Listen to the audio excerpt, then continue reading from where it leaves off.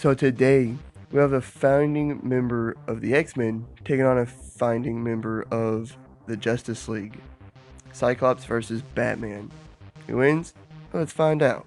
So, I don't think that anyone would argue that Batman would beat Cyclops in a straight up fist fight almost every single time, if not every single time. I mean, he's overall physically better, and he's the much better fighter than Scott is. Like, Bruce is strong enough to snap a gun in half with just his hand grip easily. He's kicked a motorcycle in half.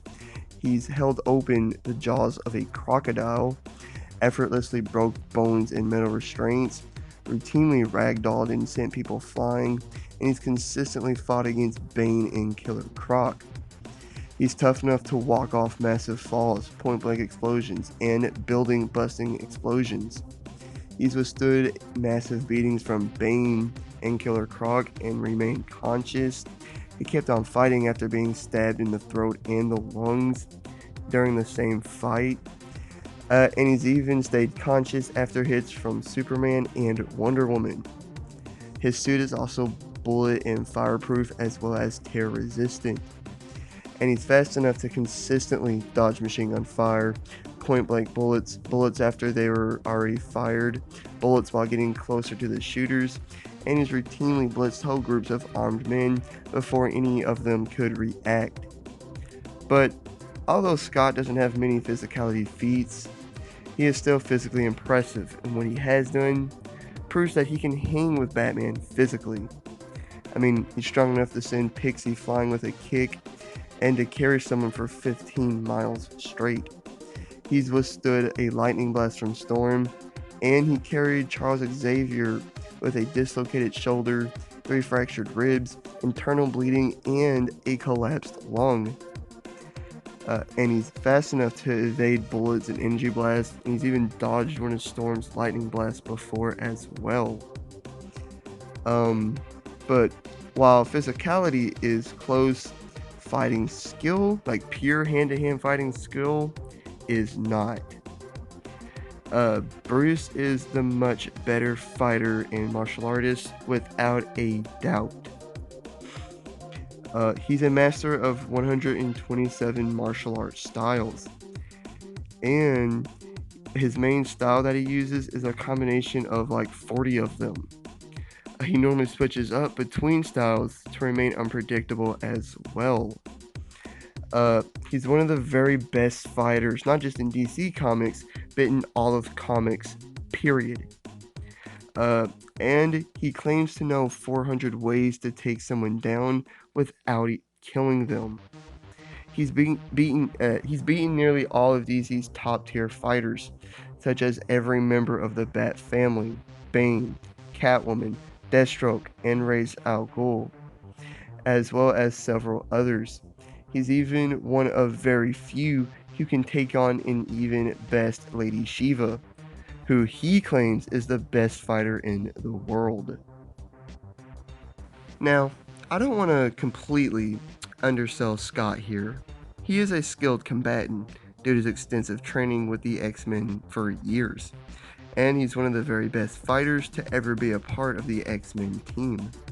He's taken down several enemies with his eyes closed, and he even stalemated with Wolverine and Captain America. But that doesn't compare to Batman. But that's okay, because Scott doesn't have to match him in raw skill, because he has his optic blast that he perfectly incorporates into his fighting style. He's just as dangerous with it up close as he is at a range. At its max power, it would probably vaporize Batman, as it's injured Juggernaut and Hulk. And despite Juggernaut's personal force field and both of their healing factors. He probably wouldn't use max power against Bruce, though, as he would figure out quickly that Batman is just human. He'll probably just be aiming to knock him out. Scott is also extremely accurate with his blast, even being able to ricochet it off several surfaces to hit an enemy or object. He's destroyed several cars with one blast, tagged Storm while dodging her lightning, and he even ricocheted a blast all around this big room past several enemies just to hit this small switch on the other side of the room.